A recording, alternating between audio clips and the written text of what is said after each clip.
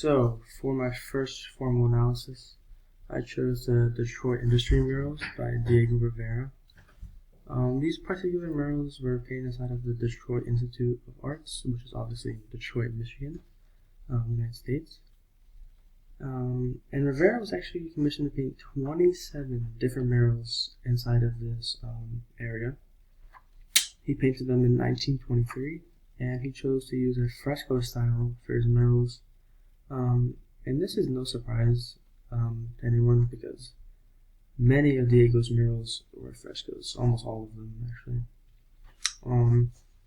The one shown here is one of the images from the north wall of the Detroit Institute, and the specific factory that is depicted here and which he decided to paint was the Ford Motor Company River Road plant, which was in the area. This mural was commissioned by Edsel Ford, who actually at the time was the president of Ford Motor Company, so that's kind of cool. For this particular mural, Rivera decided to show a scene of manual labor in a factory. As you can see here, there's men pushing and pulling stuff, doing physical labor. When examining this section, it's prevalent that he was trying to show the physical struggle and the chaos that goes on inside of these factories, especially one of the biggest one, the Ford Motor Company. But besides that, the main purpose of Rivera's work was to show the relationship between man and machine, and how machines have a huge impact on society today and probably forever into the future. This has a special connection in particular to Michigan and Detroit because it's a part of their culture.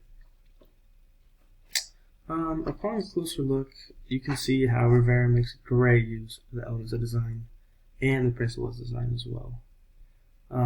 First off, he uses his colors amazingly.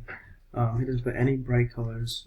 It all follows a simple color scheme. There's some blues, some yellows, some tans, some whites.